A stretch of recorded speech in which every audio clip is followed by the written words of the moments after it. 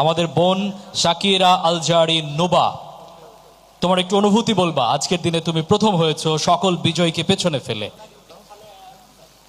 আলহামদুলিল্লাহ সুম্মা আলহামদুলিল্লাহ আলহামদুলিল্লাহ। আসলে রবের প্রতি কৃতজ্ঞতায় আমার অন্তর ভরে যাচ্ছে, আমি বলতে পারছি না।